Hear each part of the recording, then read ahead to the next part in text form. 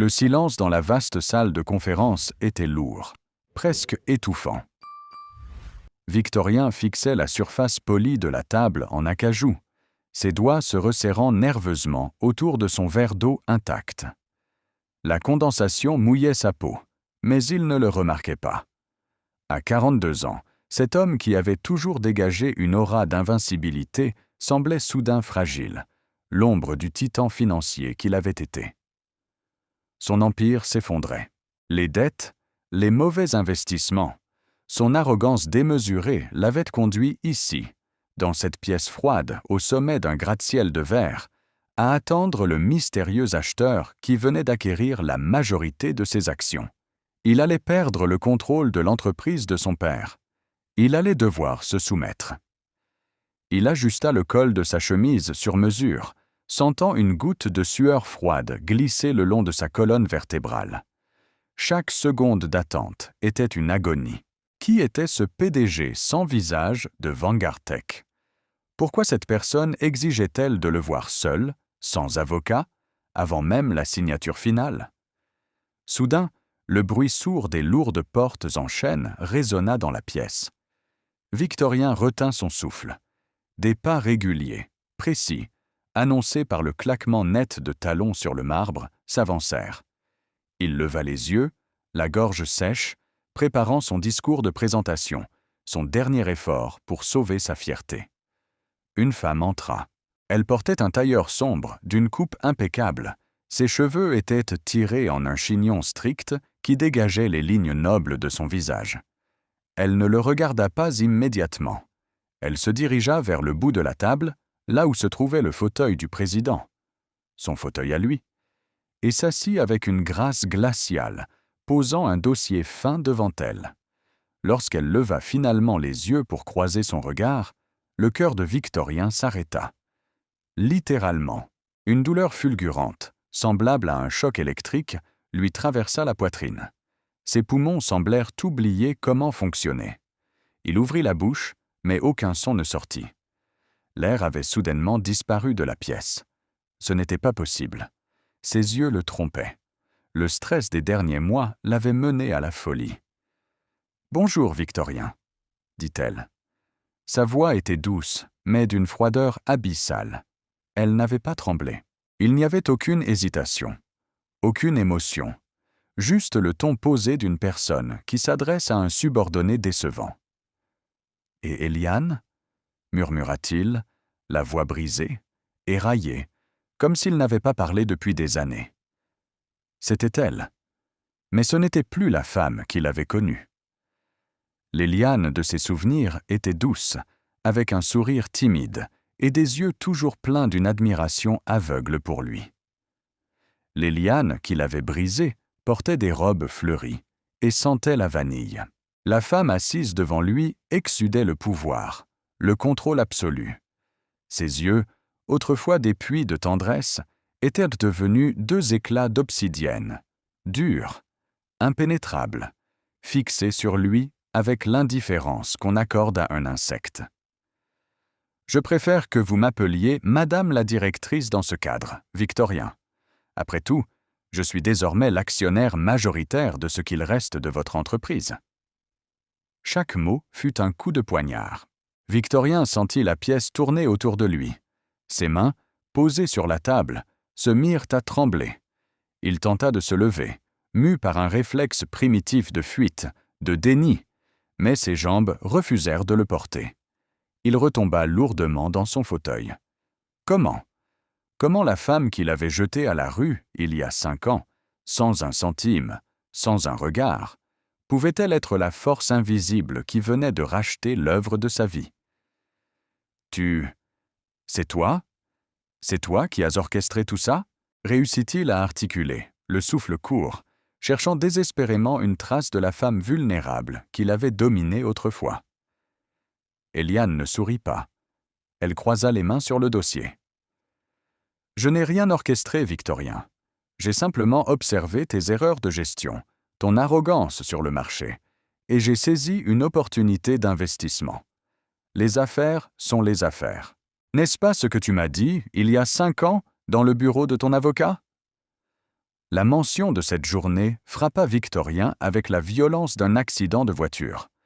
Il ferma les yeux une fraction de seconde, et soudain, il n'était plus dans cette salle de conférence moderne. L'odeur de la cire des meubles anciens et le bruit de la pluie contre les fenêtres de leur ancienne demeure envahirent ses sens.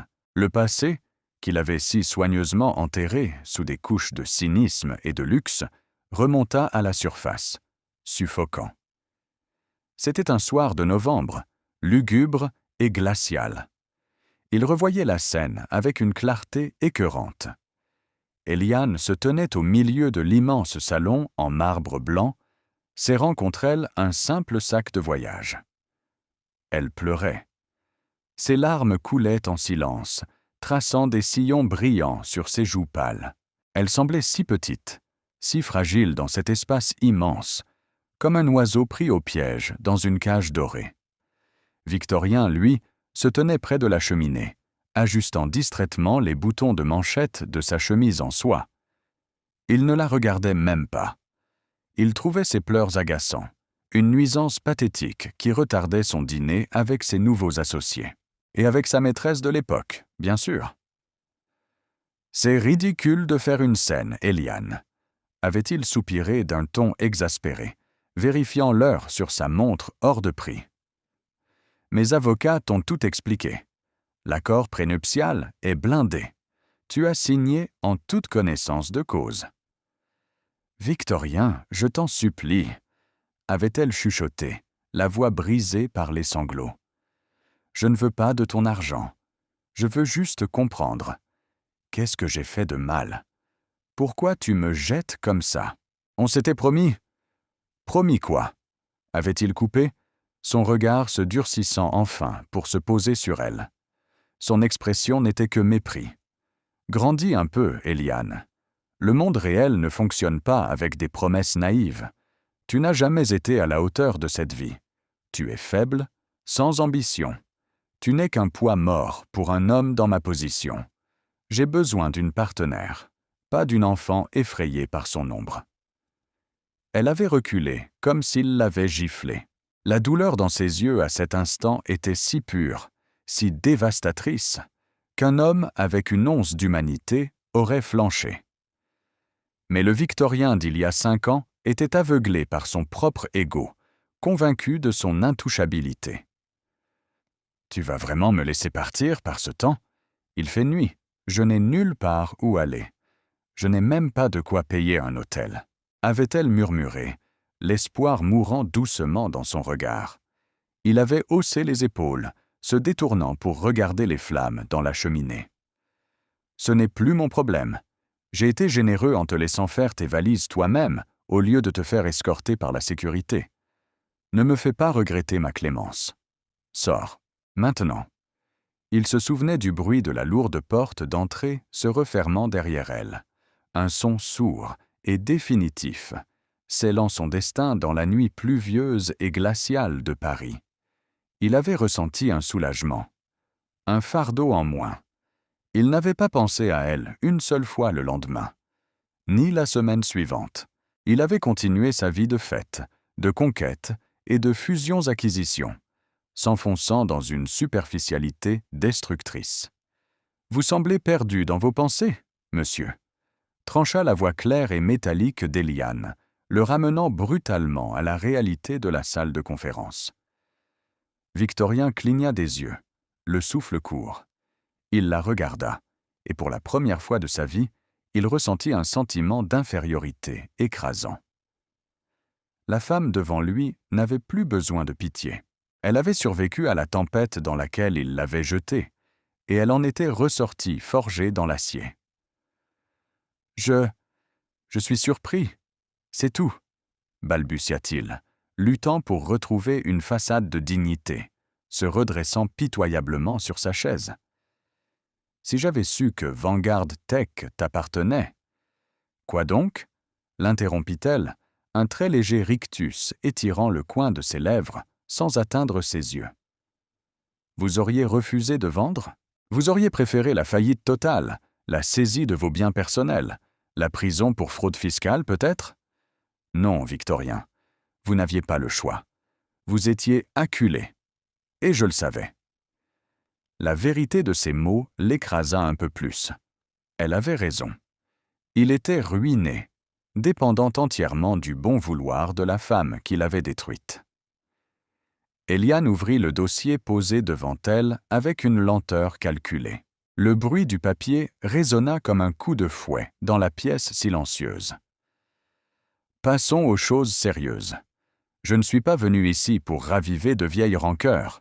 C'est du passé, et contrairement à vous, je ne vis pas dans le passé. Je construis l'avenir.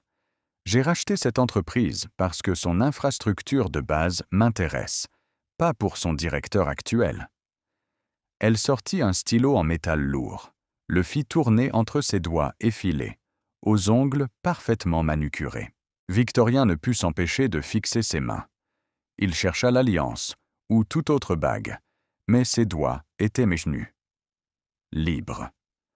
Ton poste de PDG est, bien évidemment, supprimé, continua-t-elle, son regard se fixant à nouveau sur le sien, lourd de conséquences. Tu me vires, s'étrangla-t-il, la panique perçant enfin sous sa cuirasse. Tu me jettes à la rue, c'est ça? C'est ta vengeance? Œil pour œil? Eliane laissa échapper un petit soupir, presque imperceptible, comme on le ferait face à un enfant capricieux. Ne soyez pas si dramatique, Victorien. C'est pathétique. Non, je ne vous renvoie pas. Vous connaissez les dossiers en cours mieux que quiconque. Vous allez rester, mais vous allez travailler pour moi, sous mes ordres directs. Le silence tomba de nouveau, lourd, dense, impossible à respirer. Victorien, l'homme qui ne rendait de compte à personne, l'homme qui avait fait pleurer des cadres expérimentés d'un seul regard, allait devoir se soumettre à la femme qu'il considérait autrefois comme un poids mort. Son ego se débattait violemment, hurlant de refuser, de sortir de cette pièce en claquant la porte. Mais la froide réalité de ses comptes bancaires bloqués et de ses dettes colossales l'enchaînait à cette chaise. Il baissa les yeux, fixant ses propres mains qui tremblaient légèrement sur ses genoux. La défaite avait un goût de cendre dans sa bouche. Quel sera mon poste? Demanda-t-il, la voix si basse qu'elle n'était qu'un murmure dans la vaste pièce. Vous occuperez le poste de coordinateur des opérations juniors. Votre bureau sera au 3e étage, dans l'open space. Vos anciens locaux, ici au sommet, seront réaménagés pour mon équipe de direction. Et Victorien. Elle marqua une pause, forçant l'homme brisé à relever les yeux vers elle. Je n'aurai aucune tolérance pour les retards, l'incompétence ou l'insubordination. Vous serez évalué sur vos performances réelles, pas sur votre nom de famille. Vous avez compris? Il ne pouvait que hocher la tête, incapable de formuler un mot. L'humiliation était totale, absolue. Et le pire, c'était l'absence totale de triomphalisme dans les yeux d'Eliane. Elle ne savourait pas sa vengeance. Elle gérait simplement un dossier. Elle l'avait effacé de son cœur avec une efficacité chirurgicale. Alors qu'elle refermait le dossier avec un bruit sec pour signifier la fin de l'entretien, le regard de Victorien, cherchant désespérément quelque chose à quoi s'accrocher, se posa sur l'agenda personnel qu'elle avait glissé à moitié sous les documents légaux. Il cligna des yeux, surpris. Dépassant légèrement du cuir sombre de la couverture de l'agenda, il y avait un petit bout de papier coloré. Ce n'était pas un post-it professionnel, ni une note de réunion. C'était un dessin d'enfant, gribouillé au crayon de cire, représentant ce qui ressemblait à une maison tordue et un soleil jaune flamboyant. Le cerveau de Victorien tenta de traiter l'information. Un dessin d'enfant? Eliane?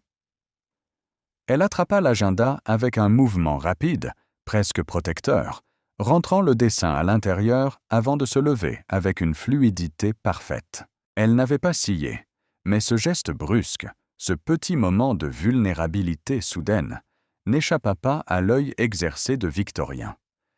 Il la regarda se diriger vers la porte, sa silhouette découpée contre la lumière grise des grandes fenêtres. Une question, Une hypothèse folle, impossible, commençait à germer dans son esprit confus. Un calcul mental frénétique se mit en marche. Les dates. Le temps écoulé depuis cette nuit d'orage où il l'avait chassé. 5 ans. Il se passa une main tremblante sur le visage, son cœur se remettant à battre à un rythme terrifiant. Qui était cet enfant?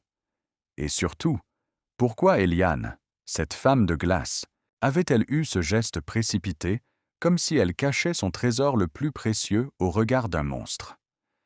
La porte en chêne se referma dans un claquement sourd, laissant Victorien seul dans le silence glacial de son ancienne gloire, hanté par l'écho de ses propres erreurs et par un mystère qui menaçait de détruire le peu de santé mentale qui lui restait. Le véritable supplice, il venait de le comprendre en fixant la chaise vide de la nouvelle directrice, ne faisait que commencer. Et il savait, au fond de lui, qu'il méritait chaque seconde de cette descente aux enfers. Les portes de l'ascenseur privé se refermèrent sur Eliane, la coupant enfin du regard de Victorien.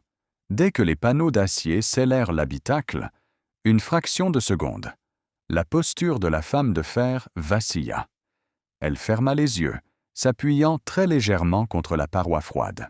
Son cœur battait à une vitesse vertigineuse contre ses côtes, un rythme affolé qui trahissait la tempête intérieure qu'elle venait de dissimuler avec tant de maîtrise. Elle rouvrit les yeux et baissa le regard vers l'agenda qu'elle serrait contre sa poitrine, comme un bouclier. D'une main qui tremblait à peine, elle caressa le bord du papier coloré qui dépassait. Le dessin de Léo. Son fils. Son univers entier. L'idée même que les yeux de Victorien aient pu se poser sur cette preuve d'innocence lui donnait la nausée. Elle avait ressenti une envie primitive, presque animale, de cacher ce morceau de papier, de protéger son enfant de l'ombre toxique de cet homme. Le tintement doux de l'ascenseur annonça son arrivée au dernier étage. Lorsqu'elle en sortit, son masque d'impassibilité était de retour, parfaitement ajusté. Elle traversa le couloir feutré, ignorant les regards respectueux de ses nouveaux assistants, et s'enferma dans le bureau directorial. Son bureau, désormais. Elle s'approcha de l'immense baie vitrée qui dominait Paris. La ville s'étendait à ses pieds, grise et majestueuse. Mais Eliane ne voyait pas les toits en zinc ni les avenues élégantes. Son esprit, déclenché par l'odeur de l'eau de Cologne de Victorien, avait replongé 5 ans en arrière, dans l'abîme qu'elle avait dû traverser pour arriver jusqu'ici. La mémoire de cette première nuit dehors l'assaillit avec une violence inouïe.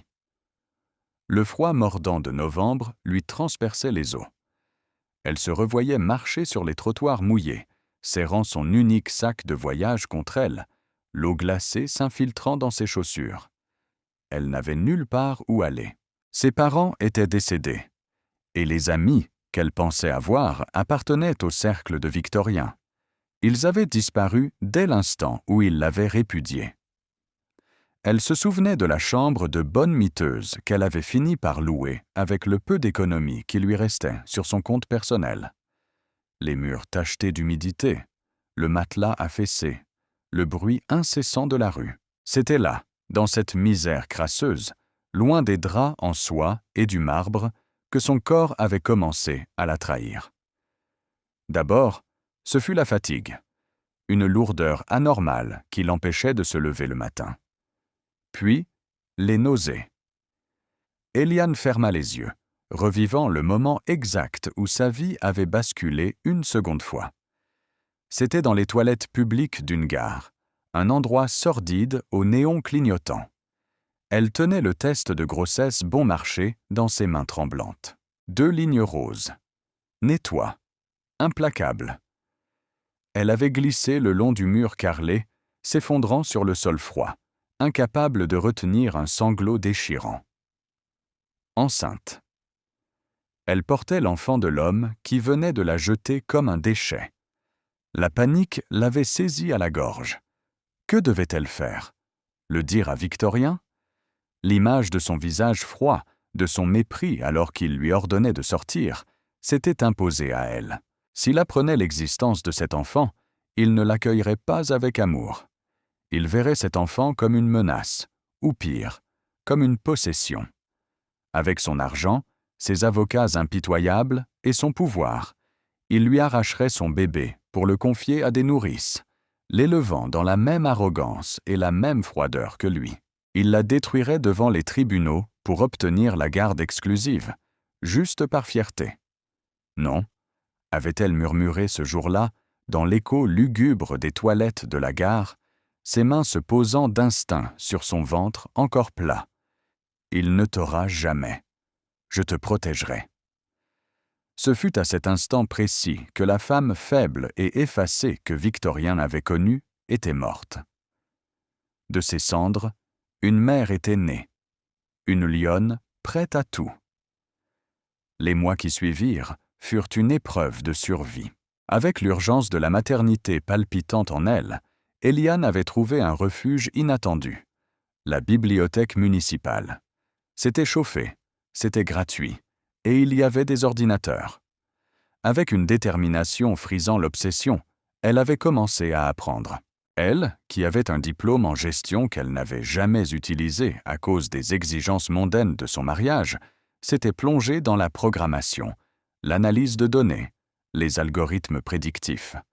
Elle se rappelait les journées interminables, assise sur une chaise en bois dur, le dos en compote, tapant des lignes de code pendant que Léo donnait des coups de pied dans son ventre arrondi. Elle mangeait des sandwichs bon marché, comptait chaque centime, mais son esprit s'était éveillé.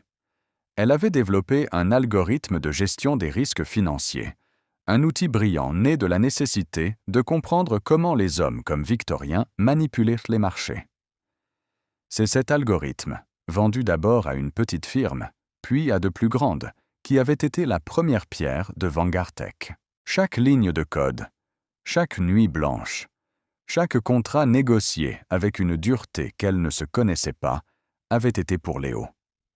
Pour qu'il ne connaisse jamais la fin, pour qu'aucun homme ne puisse plus jamais dicter leur destin. Un léger coup à la porte la ramena au présent. « Entrez !» dit-elle, sa voix ayant retrouvé sa clarté cristalline. C'était son assistante, posant un rapport sur le bureau. Eliane le parcourut du regard. C'était la liste des effectifs réaffectés. Le nom de Victorien y figurait, relégué au département logistique du 3e étage. Une justice poétique et silencieuse. 3 étages plus bas, l'enfer personnel de Victorien prenait forme. L'open space bourdonnait d'une activité frénétique. Le bruit des claviers, les conversations téléphoniques superposées, la lumière artificielle des néons qui agressaient les yeux, tout lui donnait la migraine. Il était assis à un bureau standard, encadré par des cloisons grises qui lui donnaient l'impression d'être enfermé dans une boîte. Lui, qui avait l'habitude du silence feutré de son immense bureau panoramique, des secrétaires qui marchaient sur la pointe des pieds, se retrouvait au milieu de ce qu'il appelait autrefois avec mépris la ruche. Il sentait les regards peser sur sa nuque. Les murmures cessaient dès qu'il se levait pour aller à la machine à café. Il savait ce qu'il disait. La chute du roi. Le PDG déchu, contraint de travailler parmi ceux qu'il licenciait d'un simple mouvement de stylo. L'humiliation lui brûlait la peau comme de l'acide. Chaque tâche qu'on lui confiait, vérifier des bons de commande, croiser des données d'inventaire, était une insulte à son intelligence, une punition calculée pour briser son ego. Mais ce qui le consumait le plus, ce n'était pas le travail ingrat, c'était le silence de son téléphone. Ses amis, ses partenaires de golf, les femmes qui gravitaient autour de son portefeuille, tous s'étaient évaporés dès que la nouvelle du rachat et de sa rétrogradation avait fuité. Il était un paria. Il expérimentait, avec une ironie amère, le vide abyssal dans lequel il avait plongé Eliane 5 ans plus tôt. Soudain, un murmure différent parcourut l'open space. Un silence respectueux s'installa brusquement. Le cliquetis des claviers ralentit. Victorien leva les yeux de son écran. Eliane traversait l'allée centrale.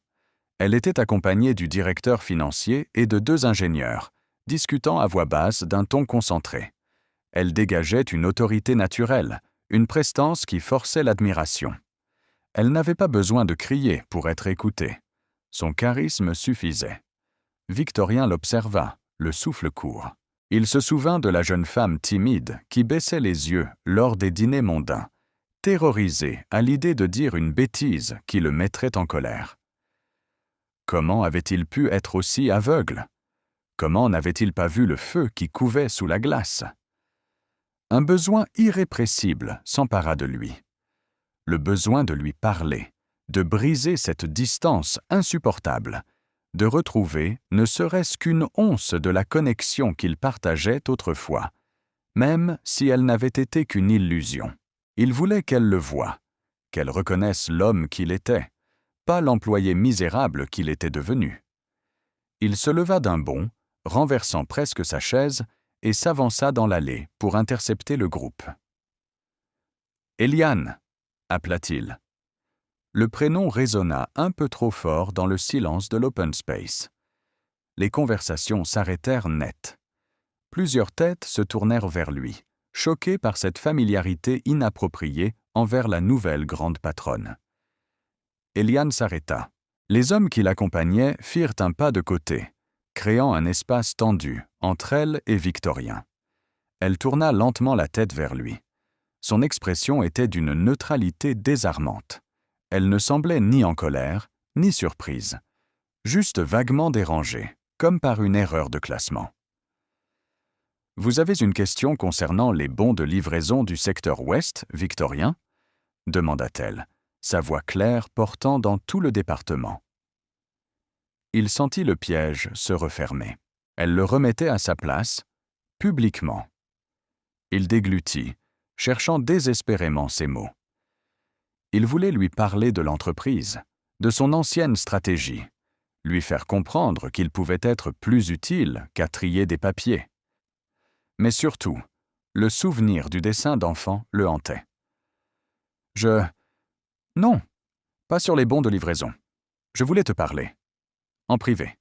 De l'orientation globale. De nous. Le mot flotta dans l'air. Lourd. Pathétique. Nous. Eliane ne s'y pas. Ses yeux d'obsidienne le fixèrent avec une intensité qui le fit frissonner. Il y vit l'ombre d'un mépris bien plus profond que celui qu'il lui avait jamais témoigné, car le sien était justifié. « Il n'y a pas de nous, Victorien, » répondit-elle d'une voix basse, mais suffisamment claire pour que les bureaux les plus proches l'entendent. « Et je vous ai déjà fait part de mes exigences concernant la façon de vous adresser à moi. » Eliane, s'il te plaît, tenta-t-il, un ton de supplique, nouveau pour lui, s'infiltrant dans sa voix. « Je te connais. Je sais qu'au fond, vous ne savez absolument rien, » le coupa-t-elle avec la précision d'une lame chirurgicale. « L'homme qui pensait me connaître est mort de sa propre arrogance. Vous vous adressez à la directrice générale de Vanguard Tech. Si vous avez des requêtes professionnelles, veuillez les soumettre à votre chef d'équipe par écrit. Toute autre tentative de familiarité sera considérée comme une faute professionnelle. » Elle ne lui laissa pas le temps de répondre. Elle détourna le regard, effaçant son existence d'un simple mouvement de la tête, et reprit sa marche, reprenant sa conversation avec le directeur financier comme si l'interruption n'avait été qu'un courant d'air gênant. Victorien resta figé au milieu de l'allée. Il sentait les regards moqueurs de ses collègues se planter dans son dos. La brûlure de la honte lui monta aux joues. Il retourna s'asseoir lentement, les jambes flageolantes. Il posa ses coudes sur le bureau et cacha son visage dans ses mains. La froideur de son ancienne épouse l'avait percuté de plein fouet. Elle ne jouait pas un jeu. Elle ne cherchait pas à le faire ramper pour finalement lui pardonner. Elle l'avait véritablement effacé de son équation émotionnelle. Il n'était plus qu'un pion insignifiant sur son échiquier. Pourtant, au milieu du chaos de ses pensées et de son ego en ruine, une image persistait. Le bout de papier coloré. Le dessin d'enfant. un soleil jaune flamboyant. Victorien redressa la tête, fixant son écran d'ordinateur sans le voir. L'obsession s'enracinait. Si elle avait refait sa vie, pourquoi n'y avait-il aucune alliance? Pourquoi l'avait-il vu cacher ce dessin avec la fureur protectrice d'une louve acculée? Il ouvrit un nouvel onglet sur son navigateur Internet. Ses mains tremblaient légèrement alors qu'il tapait le nom d'Eliane sur un moteur de recherche. Il devait savoir. Il devait comprendre comment elle avait survécu à la nuit noire où il l'avait abandonnée.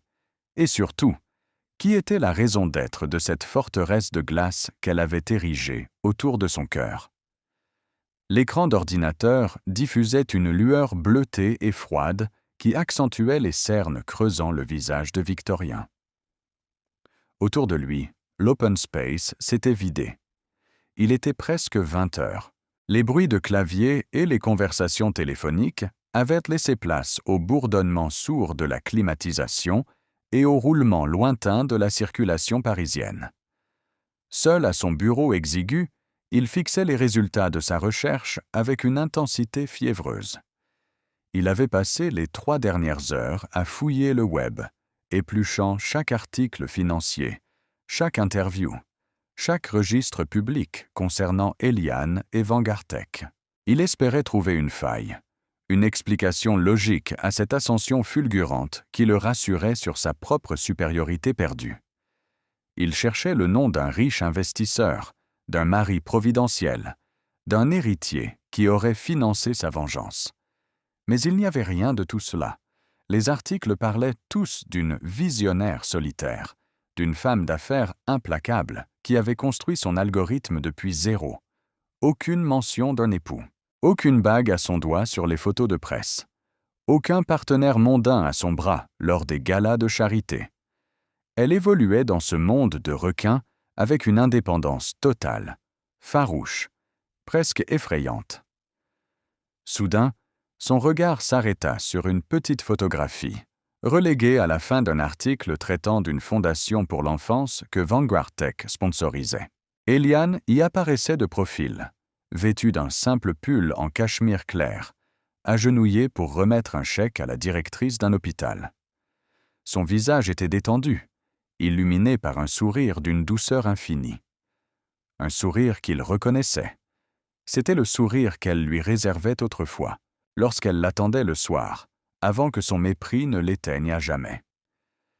Mais ce n'était pas son sourire qui figea le sang de Victorien dans ses veines.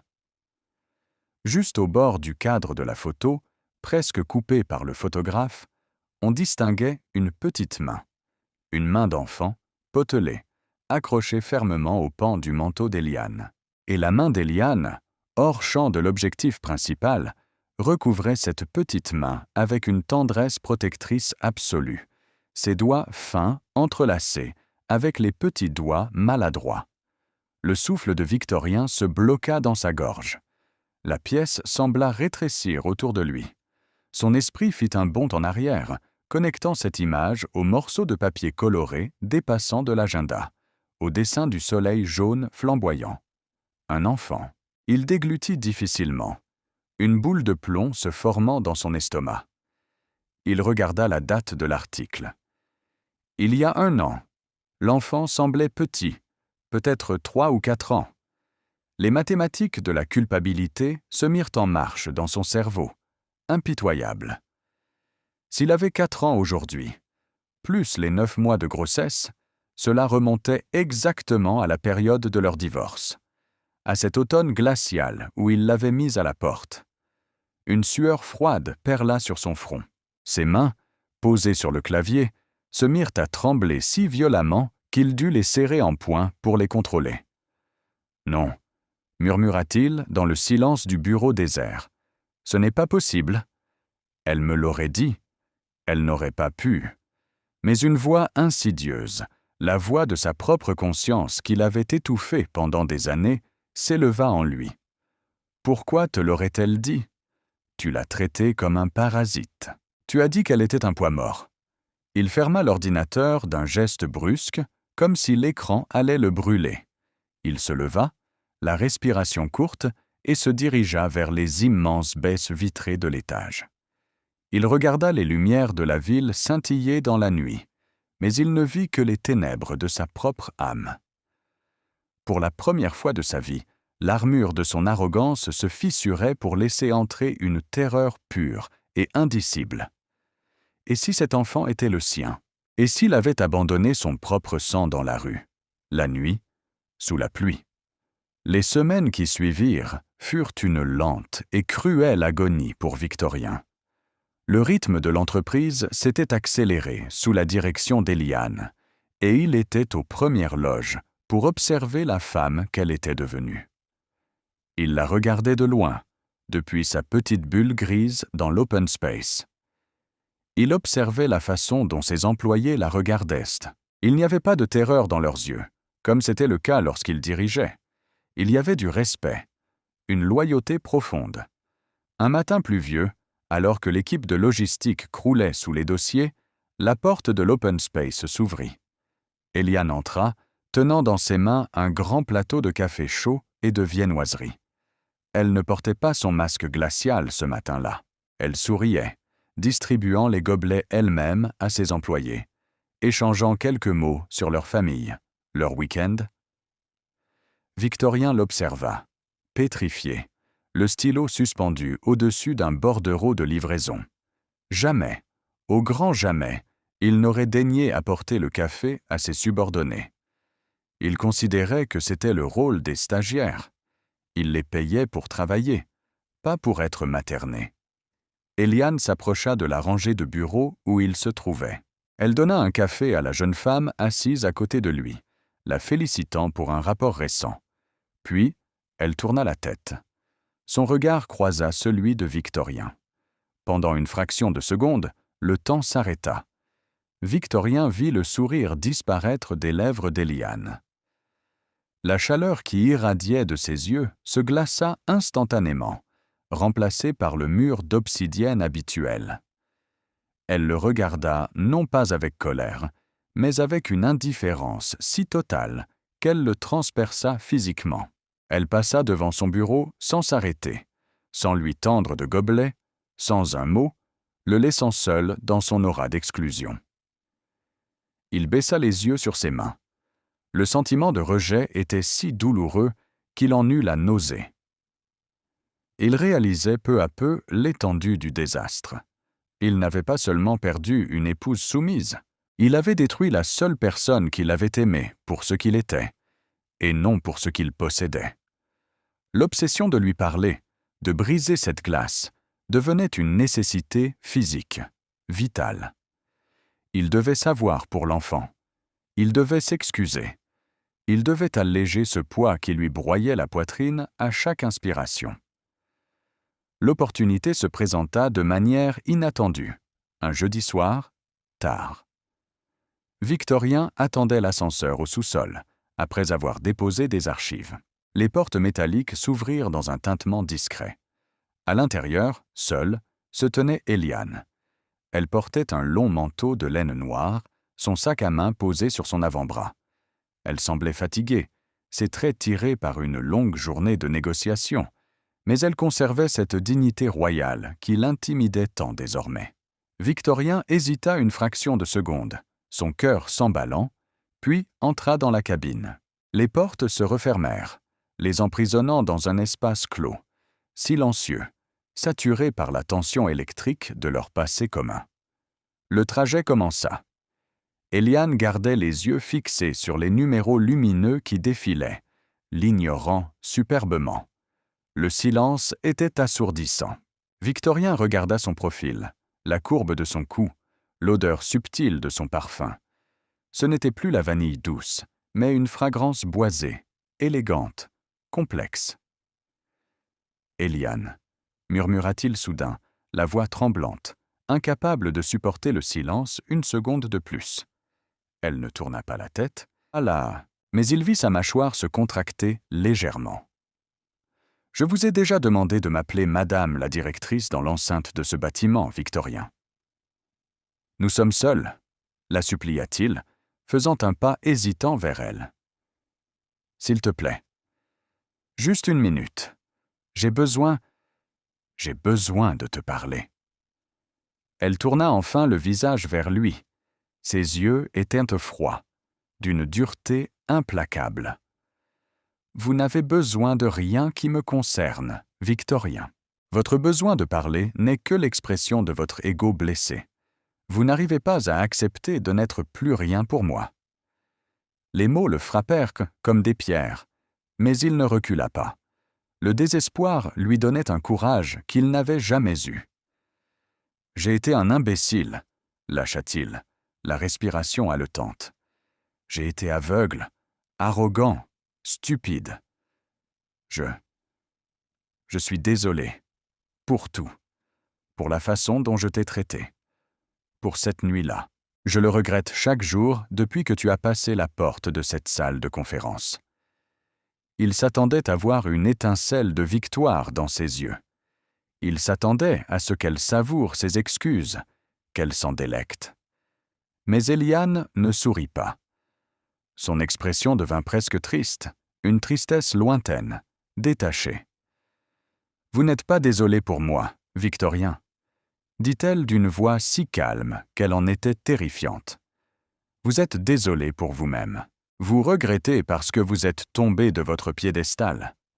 Vous regrettez parce que vous êtes assis dans un open space gris, à trier des bons de livraison, alors que je dirige l'empire que vous avez perdu. Si vous étiez encore au sommet, si je n'étais pas revenu pour racheter vos dettes, vous ne vous souviendriez même pas de mon prénom. » Il ouvrit la bouche pour protester, pour jurer que c'était faux, mais les mots moururent sur ses lèvres, parce qu'elle avait raison. La vérité nue, laide et tranchante, le paralysa. Si elle était restée pauvre et invisible, il n'aurait jamais ressenti le moindre remords. « Tu as tort, » tenta-t-il faiblement, ses yeux se remplissant de larmes de frustration et de honte. « J'ai changé. Je vois la vie différemment maintenant. » Éliane laissa échapper un petit rire sec, dénué de toute joie. Elle se tourna face à lui, l'obligeant à soutenir son regard. « Vous n'avez pas changé. Votre monde s'est simplement effondré. Ce que vous appelez des remords n'est que de l'auto-apitoiement. Vous avez l'âme creuse, Victorien. Vous l'avez toujours eue. Vous cherchez quelqu'un pour remplir ce vide, et comme je suis la seule chose qui brille dans votre nouvelle vie misérable, vous essayez de vous accrocher à moi. Mais je ne suis plus votre bouée de sauvetage. Je suis la tempête qui vous a fait couler. » L'ascenseur s'arrêta avec un léger soubresaut au rez-de-chaussée. Les portes s'ouvrirent. Éliane s'apprêta à sortir, mais l'obsession de Victorien prit le dessus sur sa dignité. Il tendit la main, sans oser la toucher, bloquant presque le passage. « Et l'enfant » laissa-t-il échapper, sa voix se brisant sur la question qui le rongeait de l'intérieur. Éliane se figea instantanément. Ses épaules se tendirent sous son manteau. L'air dans l'ascenseur sembla soudain se raréfier. Elle pivota lentement vers lui. Ce n'était plus la directrice froide qui le regardait, ni la femme blessée du passé. C'était une mère à qui on venait de montrer les crocs. Son regard était d'une férocité animale, prête à tuer. « De quoi parlez-vous » siffla-t-elle, chaque syllabe tranchant l'air comme une lame de rasoir. Victorien déglutit, terrifié par l'intensité de sa réaction, mais incapable de reculer. « J'ai vu le dessin, dans ton agenda, et j'ai vu la photo de la fondation. Il y avait une petite main. Tu as un enfant, Éliane.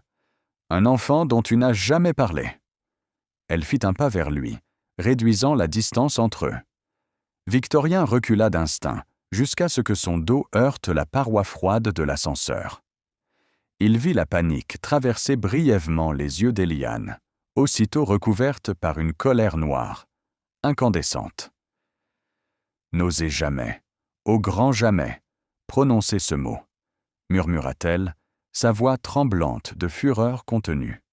« Vous ne fouillez pas dans ma vie privée. Vous ne posez pas de questions.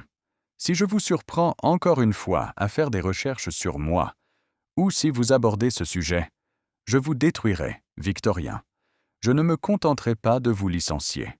Je m'assurerai que vous ne trouviez plus jamais de travail dans cette ville, ni dans aucune autre. Je vous effacerai de la surface de la terre. Est-ce clair? » L'avertissement était absolu.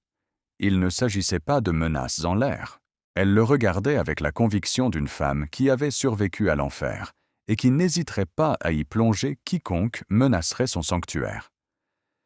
Victorien hocha la tête, incapable de parler, le souffle court. Eliane le regarda une dernière fois, avec un dégoût profond, puis tourna les talons et sortit de l'ascenseur. Le claquement de ses talons résonna dans le grand hall désert, s'éloignant peu à peu, jusqu'à disparaître dans la nuit parisienne. Victorien resta seul dans la cabine métallique. Ses genoux cédèrent soudainement.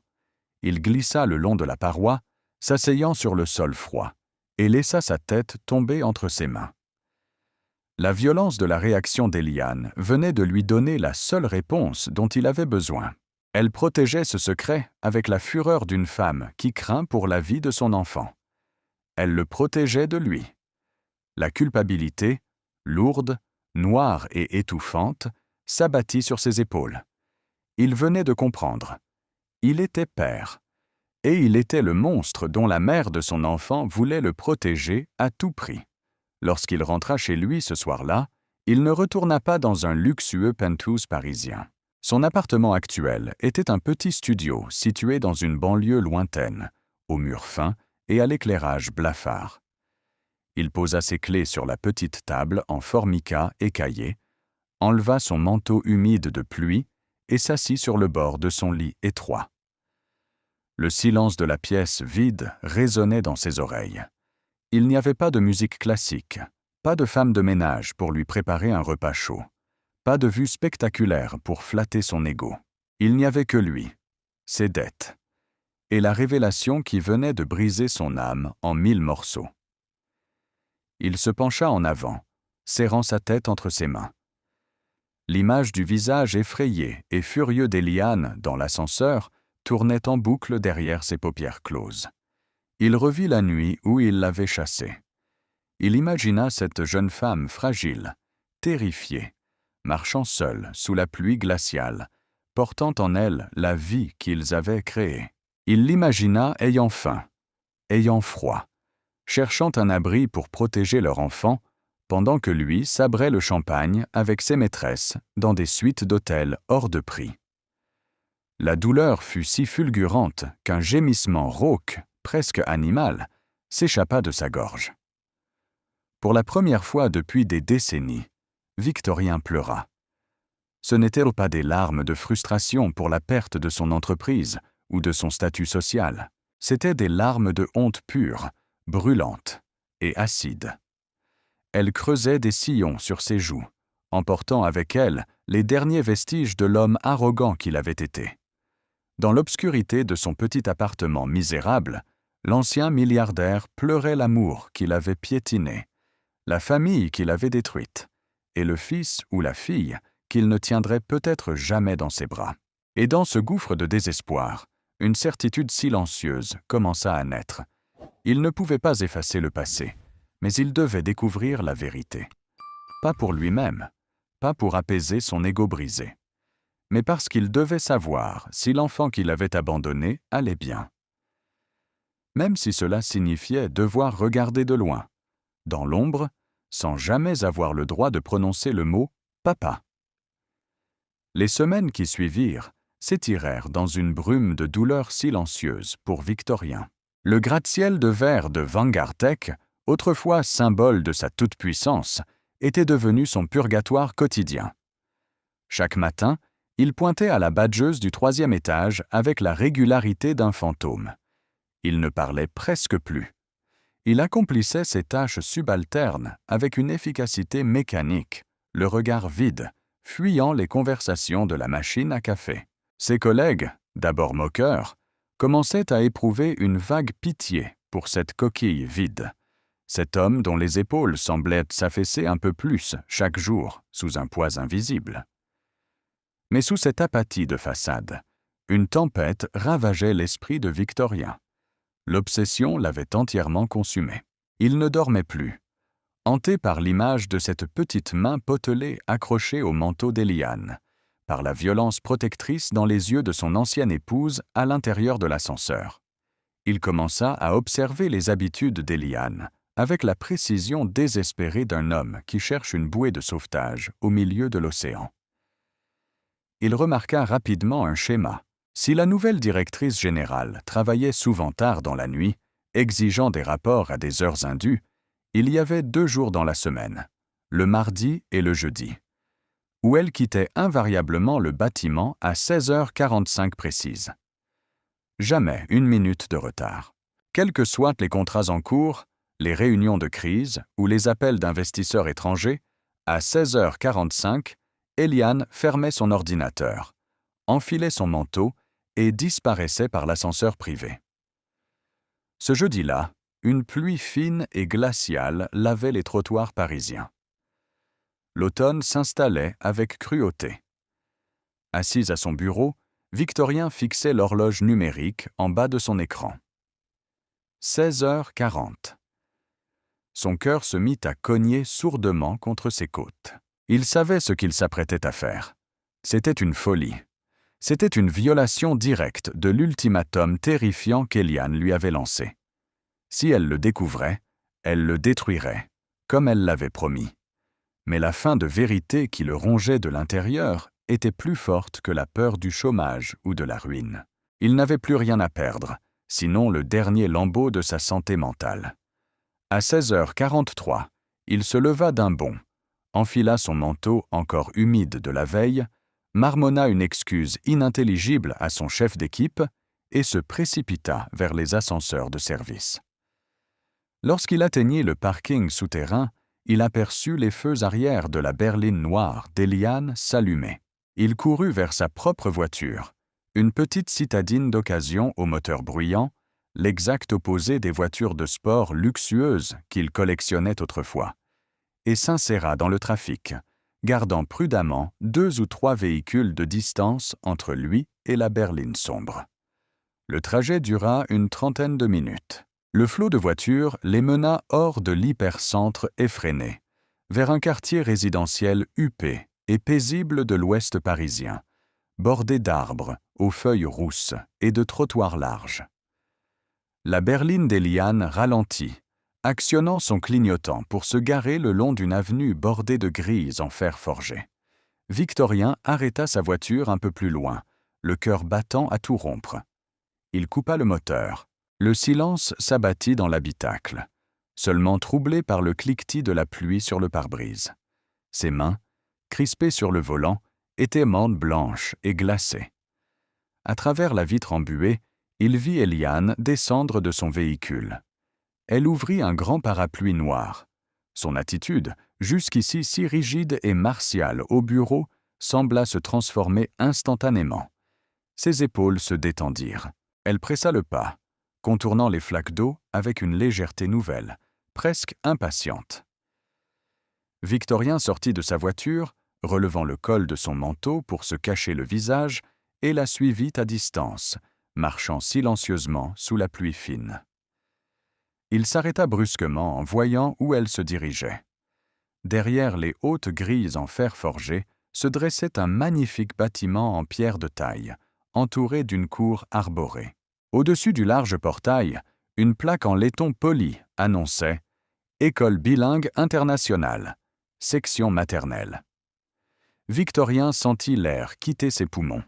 Il recula d'un pas, cherchant un appui, et son épaule heurta le tronc humide d'un grand platane. Il se figea là, dissimulé par la largeur de l'arbre, incapable de bouger, les yeux rivés sur les grilles de l'école. Des dizaines de parents attendaient déjà, discutant à voix basse sous leur parapluie. Éliane se glissa parmi eux. Quelques minutes plus tard, la lourde porte en chêne du bâtiment s'ouvrit. Un flot d'enfants en uniforme bleu marine et gris se déversa dans la cour, encadré par des maîtresses souriantes. L'air se remplit instantanément de rires aigus, de cris de joie et de voix enfantines s'appelant dans la cour. La scène, si ordinaire, si quotidienne pour ses parents, frappa Victorien avec la violence d'un raz-de-marée.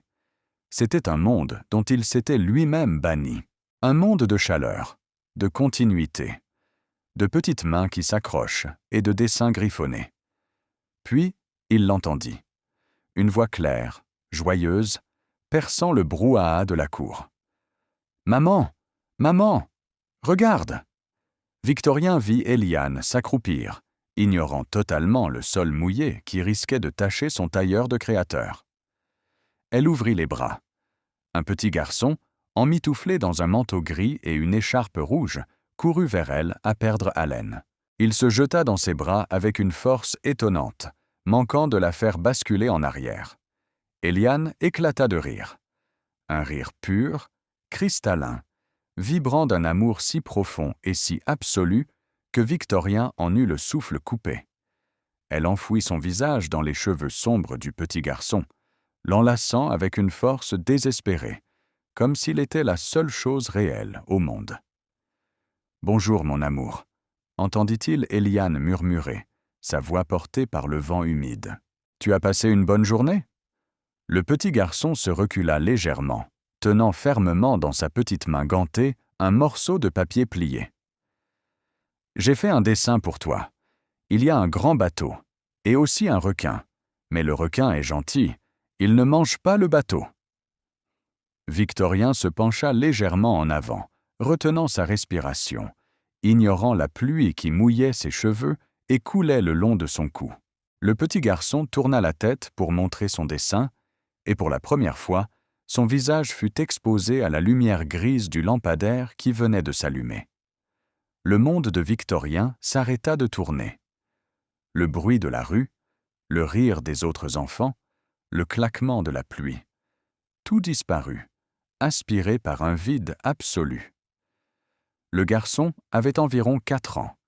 Il possédait le petit nez fin et la mâchoire douce d'Éliane, mais le reste était un reflet à vous glacer le sang. Les mêmes boucles brunes et épaisses, un peu rebelles sur le front. La même forme de sourcils. Et surtout, ses yeux. Des yeux d'un gris-bleu intense, profond, perçant. C'étaient maintenant les yeux de la mère de Victorien. C'étaient ses propres yeux. C'était lui. En miniature. Une douleur d'une intensité insoutenable lui transperça la poitrine, si violente qu'il crut un instant faire une crise cardiaque. Ce n'était plus un doute. Ce n'était plus une équation mathématique basée sur des dates et des soupçons. C'était la chair de sa chair, le sang de son sang, se tenant là, à quelques mètres de lui, souriant à la femme qui l'avait brisé. Léo, son fils. Victorien posa une main tremblante contre l'écorce de l'arbre pour ne pas tomber. Ses jambes semblaient faites de coton.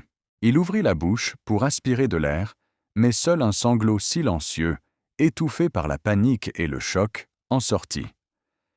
Il observa Éliane se redresser, prenant la petite main de Léo dans la sienne. « Il est magnifique ton requin, mon chéri. On va l'accrocher sur le frigo ce soir. Allez, viens vite sous le parapluie, tu vas attraper froid. » Elle tira doucement l'enfant vers elle, le protégeant des gouttes, et commença à remonter le trottoir en direction de sa voiture. Ils avançaient lentement, Léo sautillant à côté d'elle, lui racontant une histoire décousue sur une tour en bloc de construction qui s'était effondrée. Éliane l'écoutait avec une attention totale, buvant chaque mot de son fils comme s'il s'agissait du discours le plus important de l'humanité. Sans s'en rendre compte, mu par un instinct primitif et incontrôlable, Victorien sortit de sa cachette derrière l'arbre. Il fit un pas sur le trottoir, puis un autre, comme attiré par un aimant. Il ne pensait plus à se cacher. Il ne pensait plus aux menaces de mort professionnelle. Il n'y avait plus que cet enfant, cet écho de lui-même, qu'il avait abandonné à la rudesse du monde avant même sa naissance. Sa semelle en cuir glissa sur une feuille morte, provoquant un léger bruissement. Éliane s'arrêta net. Son instinct maternel, aiguisé par des années de solitude et de lutte pour la survie, réagit avant même que sa raison n'analyse la situation. Elle sentit une présence. Elle se retourna vivement, le corps légèrement fléchi, plaçant immédiatement Léo derrière elle, faisant de son propre corps un bouclier. Son regard balaya le trottoir assombri et se figea. À 10 mètres d'elle, sous la pluie battante, sans parapluie, se tenait Victorien. Son visage était d'une pâleur cadavérique, ses cheveux trempés plaqués sur son front. Il la fixait. Ou plutôt, il fixait la petite forme à moitié cachée derrière ses jambes. Le visage d'Eliane perdit toutes ses couleurs. La chaleur maternelle qui l'animait l'instant précédent s'évapora instantanément, remplacée par une terreur absolue, suivie d'une rage volcanique. La lionne voyait le prédateur s'approcher de son petit. Elle ne cria pas. Elle ne fit aucun geste brusque qui aurait pu effrayer Léo. Elle se baissa légèrement, gardant les yeux rivés sur Victorien, sans cligner des yeux. « Léo, écoute-moi bien, » dit-elle d'une voix d'un calme terrifiant, sans trembler. « Tu vas courir jusqu'à la voiture. Tu montes derrière, tu fermes la porte et tu attaches ta ceinture. Immédiatement. Mais maman, le dessin... Léo, maintenant. » L'autorité absolue dans la voix de sa mère fit taire le petit garçon.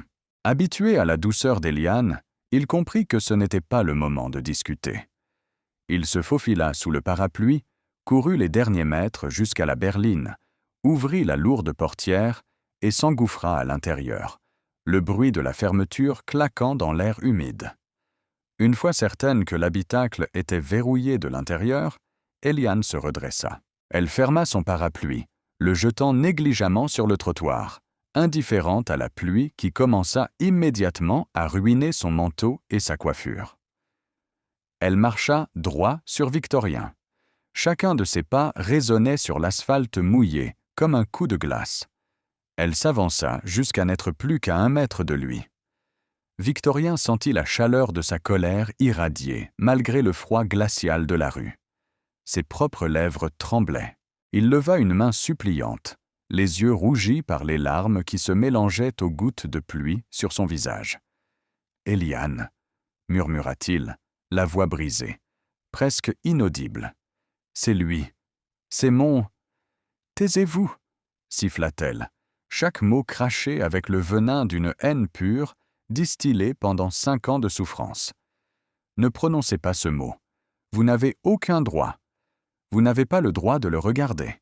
Vous n'avez pas le droit de respirer le même air que lui. »« Je ne savais pas, » sanglota Victorien, la carapace de son ancienne fierté se fissurant pour s'effondrer en poussière. « Je te jure que je ne savais pas. Si tu m'avais dit, si tu m'avais prévenu ce soir-là... » La gifle partit avec une rapidité fulgurante. Le son sec de l'impact claqua dans la rue silencieuse. Le visage de Victorien fut violemment projeté sur le côté.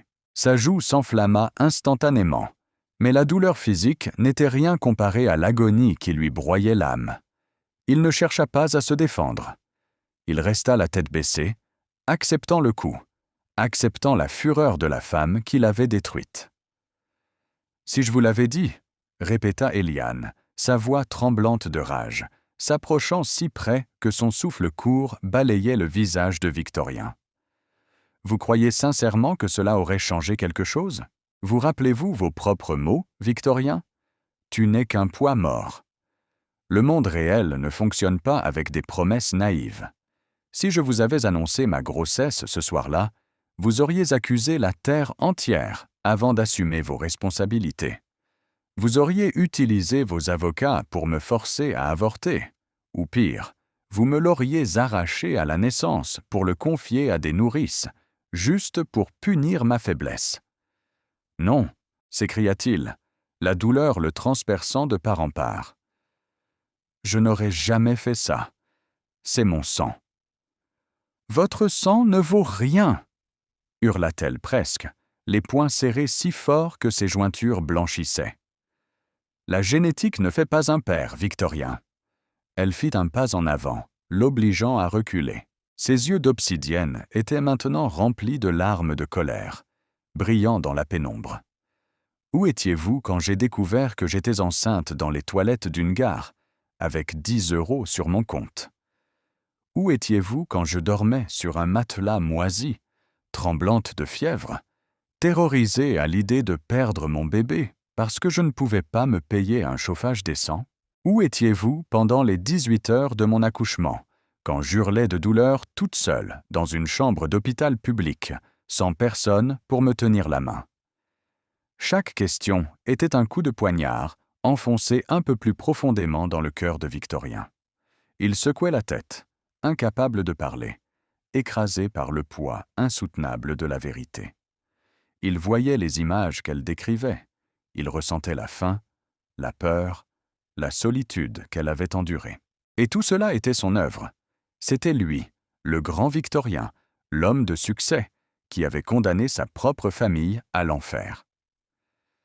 Pendant que vous buviez du champagne dans des suites d'hôtels et que vous rachetiez des entreprises pour flatter votre ego malade, continua Eliane, la voix se brisant légèrement sous l'émotion. J'apprenais à coder d'une main tout en donnant le biberon de l'autre.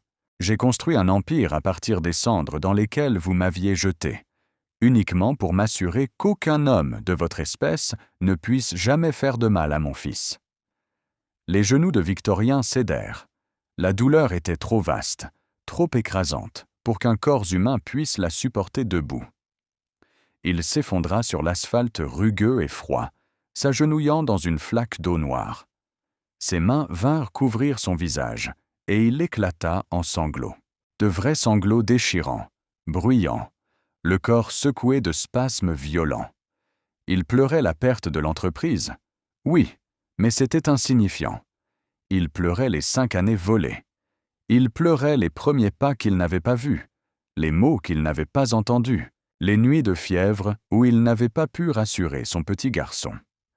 Il leva un visage dévasté, ravagé par les larmes, vers Eliane qui le surplombait, froide et implacable comme une statue de justice. « Eliane, je t'en supplie » haleta-t-il, tendant une main tremblante vers le bas de son manteau, n'osant pas la toucher. « Laisse-moi essayer de réparer. Je te donnerai tout ce que je possède, le peu qu'il me reste. Je travaillerai jour et nuit. Laisse-moi juste le connaître. Laisse-moi réparer mes erreurs. » Eliane le regarda de haut. Il n'y avait plus aucune once de colère dans ses yeux, juste une pitié glaciale et définitive. Elle regardait un homme mort. « Vous n'avez rien à réparer, Victorien, » dit-elle, sa voix redevenue calme, le calme effrayant qui suit la tempête. « Parce qu'il n'est pas cassé. Léo est un petit garçon heureux, équilibré et infiniment aimé. Il n'y a pas de trou en forme de père dans son cœur parce que j'ai rempli tout l'espace. Vous n'êtes rien pour lui. Vous êtes un étranger, un donneur biologique qui s'est avéré défectueux. » Elle ramassa son parapluie d'un geste sec. « C'est la dernière fois que je vous avertis. Si vous approchez de son école, de notre maison, ou si vous essayez d'entrer en contact avec lui de quelque manière que ce soit, je ne me contenterai pas de vous ruiner professionnellement. Je vous poursuivrai pour harcèlement. Je ferai témoigner les meilleurs psychologues de Paris pour prouver que vous êtes une menace toxique pour l'équilibre de mon fils, en utilisant l'historique de votre abandon comme preuve de votre instabilité. Vous finirez en prison. Victorien.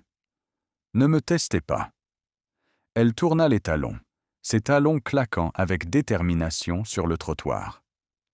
Victorien resta à genoux, la pluie battant ses épaules, le froid s'insinuant jusqu'à ses os. Il n'essaya pas de la retenir. Il n'essaya pas d'argumenter. Le jugement avait été rendu, et il était coupable à perpétuité. Il la regarda ouvrir la portière de la voiture, s'installer au volant et démarrer. Les feux rouges de la berline s'éloignèrent lentement dans la rue assombrie, emportant avec eux la femme qu'il avait chassée et l'enfant qu'il ne pourrait jamais tenir dans ses bras. La voiture disparut au coin de la rue. Victorien s'affaissa complètement, posant ses mains à plat sur le goudron trempé, le front presque contre le sol. Le titan de la finance, l'homme qui se croyait au-dessus du monde entier, n'était plus qu'un amas de chair brisée, pleurant silencieusement dans le caniveau, puni par le tribunal le plus sévère qui soit, sa propre conscience éveillée trop tard. La nuit parisienne s'abattit sur lui, sombre, humide, indifférente à sa souffrance. Une douleur sourde et constante s'installa dans sa poitrine, une douleur qu'il savait désormais devoir porter jusqu'à la fin de ses jours. La justice émotionnelle était passée, et elle n'avait laissé de lui que des ruines. Mais au fond de ces ruines, parmi les cendres de son arrogance, une petite lueur nouvelle, fragile et douloureuse, venait de s'allumer. L'acceptation de sa propre médiocrité et le désir désespéré, non plus de dominer, mais d'expier.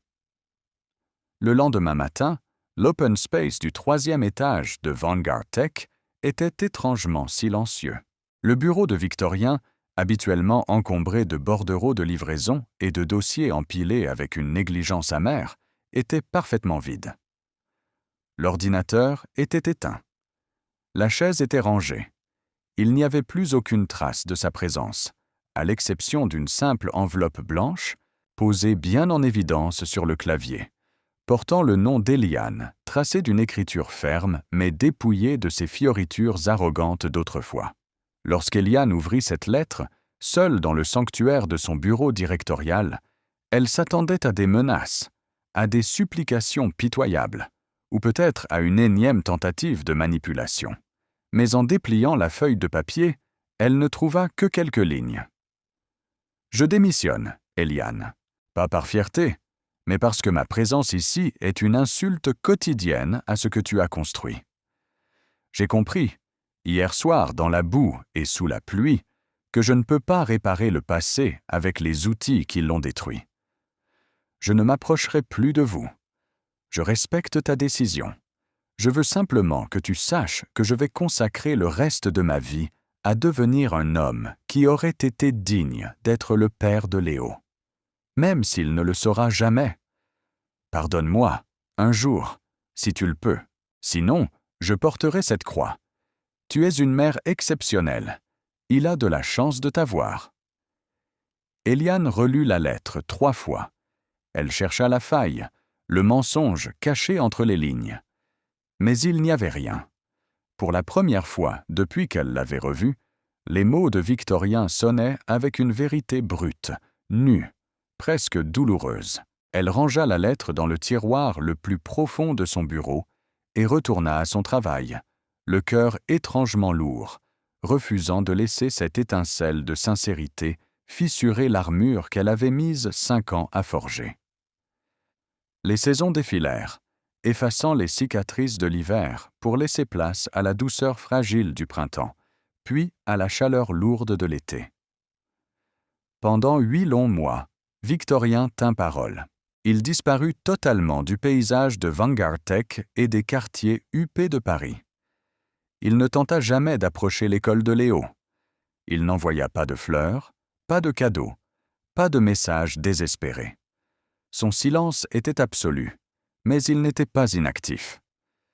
L'ancien milliardaire, l'homme qui jonglait avec des millions, avait trouvé un emploi de magasinier dans une modeste librairie de quartier, de l'autre côté de la ville. Il portait des cartons lourds, classait des ouvrages poussiéreux, servait des clients avec une courtoisie silencieuse. Le soir, il rentrait dans son petit studio, cuisinait des repas simples et lisait. Il apprenait la patience. Il apprenait l'humilité, l'argent, le pouvoir, le statut social. Tout ce qui avait autrefois défini son existence lui apparaissait désormais comme un poison qu'il avait enfin fini de purger. Chaque 1er du mois, Eliane recevait un virement sur un compte bancaire qu'elle avait ouvert spécialement pour Léo. La somme était dérisoire comparée aux standards de son ancienne vie, presque risible pour la directrice de Vanguard Tech. C'était une fraction du salaire de magasinier de Victorien. Mais chaque mois, sans faute, l'argent arrivait, accompagné d'une note de virement d'un seul mot. Pour Léo. Eliane ne touchait jamais à cet argent, mais elle ne le renvoyait pas non plus. Elle observait, de loin, la constance de cet homme qu'elle croyait incapable d'une telle discipline silencieuse. Le point de bascule se produisit un dimanche après-midi de septembre. L'air était doux, baigné de cette lumière dorée et nostalgique qui annonce la fin de l'été. Eliane était assise dans son salon, lisant un rapport financier, pendant que Léo dessinait par terre, entouré de ses crayons de couleur. Soudain, le petit garçon, qui venait de fêter ses 5 ans, leva la tête. Ses grands yeux gris-bleu, si semblables à ceux de son père, fixèrent Eliane avec une intensité sérieuse. « Maman » demanda-t-il de sa voix fluette. « Pourquoi tous les autres enfants à l'école ont un papa qui vient les chercher parfois? Et pas moi? Il est où, mon papa ?» Le monde d'Eliane s'arrêta. La question qu'elle redoutait depuis la naissance de son fils venait d'être posée, avec la simplicité désarmante de l'enfance. Elle posa son dossier, sentant une boule d'angoisse lui serrer la gorge. Elle aurait pu mentir. Elle aurait pu raconter une histoire héroïque ou tragique, mais elle regarda le visage de son fils, si pur, si confiant, et sut qu'elle ne pouvait pas empoisonner son esprit avec des mensonges. Elle se leva, alla chercher la lettre de démission de Victorien dans son bureau et revint s'asseoir sur le tapis, près de Léo.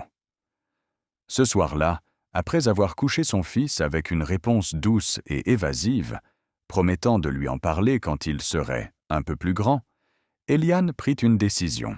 La colère qui l'avait maintenue en vie pendant 5 ans s'était estompée, remplacée par une profonde lassitude. Elle réalisait que protéger Léo de l'homme monstrueux que Victorien avait été était son devoir de mère. Mais priver Léo de l'homme repentant que Victorien essayait de devenir pourrait être une injustice qu'elle porterait sur la conscience. Le lendemain, sans prévenir sa secrétaire, Eliane se rendit dans le quartier de la librairie. Elle gara sa voiture loin, remonta le col de son trench coat et observa à travers la grande vitrine embuée. Elle le vit. Victorien. Il portait un tablier de toile sombre. Ses cheveux étaient plus longs, parsemés de fils d'argent sur les tempes. Il n'avait plus son aura d'arrogance prédatrice. Il était agenouillé au rayon enfant, aidant un petit garçon à atteindre un livre de contes placé trop haut. Il souriait. Un sourire doux, fatigué, mais authentique. Le petit garçon le remercia en riant, et Victorien posa une main délicate sur son épaule avant de se relever pour retourner ranger ses cartons. Eliane resta figée sur le trottoir, le souffle court. L'homme derrière la vitrine n'était pas le tyran qui l'avait jeté à la rue. Ce n'était pas non plus le PDG brisé et pathétique qui pleurait dans le caniveau. C'était un homme qui se reconstruisait, brique par brique, dans l'humilité la plus totale. Elle sortit son téléphone, chercha le numéro qu'elle n'avait jamais effacé et envoya un unique message. Samedi, 15h, Parc Monceau, près du Grand Carrousel. Ne sois pas en retard. La réponse arriva 3 secondes plus tard. J'y serai. Merci.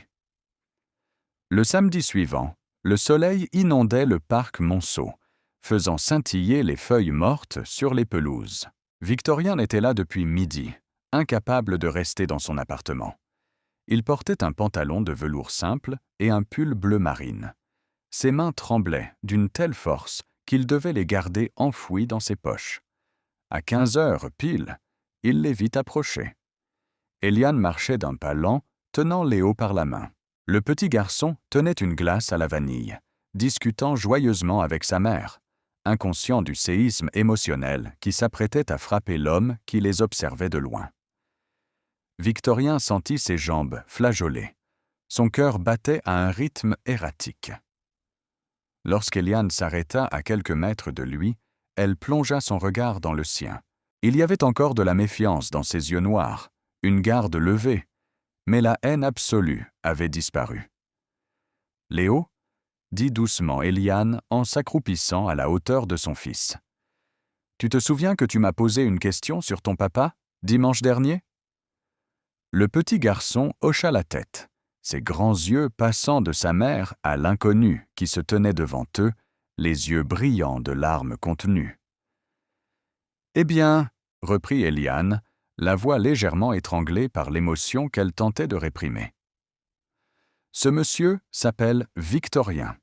Il est ton papa. Il a fait un très long voyage, et il a mis beaucoup de temps à nous retrouver. Mais il est là, maintenant. » Le silence qui suivit fut le plus long de la vie de Victorien. Il ne bougeait pas. Il n'osait pas respirer. Il attendait le jugement de son fils, l'acceptation ou le rejet. Léo cligna des yeux, regardant longuement cet homme immense qui pleurait silencieusement devant lui. Avec l'instinct pur et sans jugement de l'enfance, Léo ne vit pas les erreurs passées. Il vit simplement quelqu'un qui avait l'air triste. Le petit garçon fit un pas en avant, tendant sa main libre, collante de glace à la vanille, vers Victorien. « Bonjour, papa », dit-il simplement. Le barrage céda. Victorien tomba à genoux sur les graviers du parc, indifférent au regard des passants. Il n'essaya pas de le serrer dans ses bras, craignant de l'effrayer, mais il prit cette petite main collante entre ses deux grandes mains calleuses et la porta à ses lèvres, pleurant de gratitude. « Bonjour, mon fils », murmura-t-il, la voix brisée par les sanglots. « Je suis tellement, tellement heureux de te voir. » Eliane les observait, debout, les bras croisés. Une larme solitaire roula sur sa joue. Elle savait que le chemin serait encore long. La confiance ne s'achète pas, elle se gagne au quotidien. Mais en voyant cet homme brisé s'incliner devant la pureté de leur enfant, elle sut qu'elle avait pris la bonne décision. Les mois qui suivirent furent une lente danse de reconstruction. Les visites de Victorien furent d'abord encadrées, courtes, sous l'œil vigilant d'Eliane. Puis, la glace fondit peu à peu. Il n'y eut pas de grandes déclarations dramatiques, ni de retour magique à la romance. Il y eut de la constance. Un an plus tard, le parc Monceau était baigné des couleurs chaudes de l'automne. Victorien courait sur l'allée goudronnée, le dos courbé, tenant fermement la selle d'un petit vélo rouge. Léo pédalait de toutes ses forces, le visage concentré, riant aux éclats. « Tu y es presque, champion! Regarde loin devant toi !» encourageait Victorien. Le souffle court, mais le visage illuminé d'une joie qu'aucun contrat millionnaire ne lui avait jamais procuré. « Allez, je lâche! 1, 2, 3 !» Il relâcha la selle. Léo continua d'avancer, seul, trouvant son équilibre, pédalant vers la lumière de la fin de journée. Victorien s'arrêta, les mains sur les hanches, le regardant s'éloigner avec une fierté immense. À quelques mètres de là, assise sur un banc de pierre, Eliane observait la scène. Elle souriait, un sourire vrai, profond, qui atteignait enfin ses yeux. Victorien se tourna vers elle. Leurs regards se croisèrent. Il n'y avait plus de vainqueur ni de vaincu. Il n'y avait plus de rancœur. Il n'y avait que deux adultes marqués par la vie, qui avaient traversé l'enfer pour finalement trouver la paix au nom de l'être qu'ils aimaient le plus au monde. Victorien lui adressa un léger signe de tête, empreint d'un respect infini et d'une gratitude silencieuse. Elle avait sauvé sa vie en brisant son empire. Ils n'allaient pas se remarier. Ils n'allaient pas revivre ensemble. Leur histoire d'amour appartenait au passé, consumée par les erreurs et le temps. Mais ils avaient construit quelque chose de bien plus fort. Une famille imparfaite, fracturée, mais recollée avec l'or du pardon et de l'amour inconditionnel d'un enfant. La caméra recule lentement, quittant le parc baigné de lumière dorée. Le paysage devient flou, et la voix du narrateur s'élève, grave, intime, enveloppante, comme celle d'un ami de longue date assis à côté de vous dans le silence d'un salon. Voyez-vous, mes amis, la vie n'est pas un conte de fées hollywoodien où tout se termine par une romance parfaite. Les blessures que l'on nous inflige, surtout par ceux qui étaient censés nous protéger, laissent des cicatrices profondes. L'histoire d'Eliane nous rappelle une vérité fondamentale. Nous ne pouvons pas contrôler la façon dont les autres nous traitent, mais nous avons le pouvoir absolu sur la façon dont nous nous relevons. Éliane n'a pas seulement survécu à la trahison et à la misère, elle s'en est servie comme fondation pour construire un empire. Elle a transformé sa douleur en puissance, non pas pour se venger, mais pour protéger ce qu'elle avait de plus précieux. L'amour maternel, cette force silencieuse et invincible, peut soulever des montagnes et briser les égaux les plus solides. Mais cette histoire nous enseigne aussi une leçon sur la vraie nature de la rédemption. Victorien a dû tout perdre: son argent, son statut, son identité artificielle, pour trouver la seule chose qui avait une véritable valeur. Il a dû tomber dans le caniveau pour réapprendre à marcher en tant qu'homme, en tant que père. Le véritable triomphe d'Éliane ne fut pas de racheter l'entreprise de son ex-mari. Son plus grand triomphe a été d'avoir l'intelligence émotionnelle de voir le changement en lui, et la grandeur d'âme de lui accorder une seconde chance, non pas pour lui, mais pour le bonheur de son fils. Le pardon n'est pas un signe de faiblesse. C'est l'acte le plus courageux, le plus puissant qu'un être humain puisse accomplir, car il libère notre propre cœur des chaînes du passé.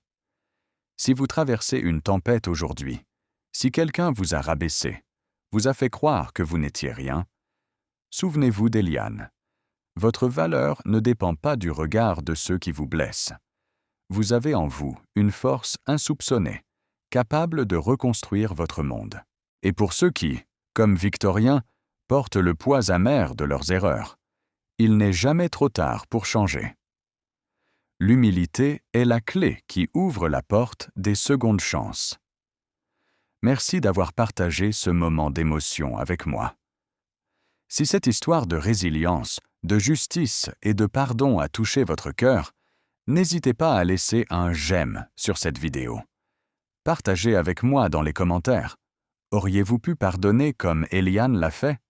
J'ai hâte de vous lire. Prenez soin de vous, de ceux que vous aimez, et n'oubliez pas de vous abonner au canal pour ne manquer aucune de nos prochaines histoires. À très bientôt.